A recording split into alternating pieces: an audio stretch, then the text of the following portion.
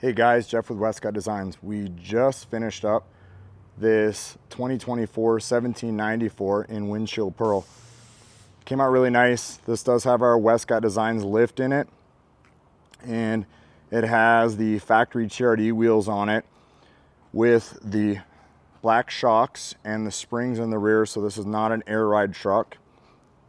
We did a set of Mickey Thompson Baja Legend X or EXPs, and these are in a 295.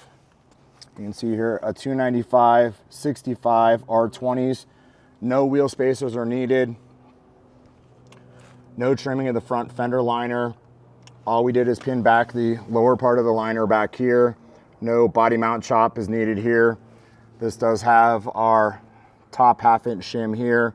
We've marked all of our bolts here. You can see up here how the stud or the shock shaft comes to the top, and then down on the bottom has our lower preload collar. See if I can share that with you here. You can see that there, right through there. It is a black kit, and on top of that, it looks like it's almost factory there.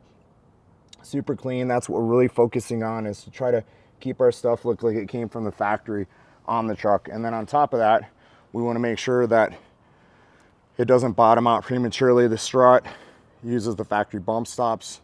Just everything about it, we're just trying to really focus on retaining the factory strut, so you can buy these trucks, spend the money on them, and then have to go out and rip the suspension on it and throw it away and buy something else. Do I think that King and Fox and Icon is a better option? If you want to spend that kind of money on the truck, absolutely. But you've already spent as much money as you have on the truck, so why throw away factory good suspension if you're not going to be out using it on a regular basis? So this truck is just a really clean, nice example. You can see, let's see if we can zoom in here on the back, kind of on the offset here on the wheel, on how much poke it has. It does not have a 1-inch wheel spacer. A lot of the guys are wanting to run a 1-inch wheel spacer on these trucks, which works great. Still doesn't run into any kind of clearancing issues.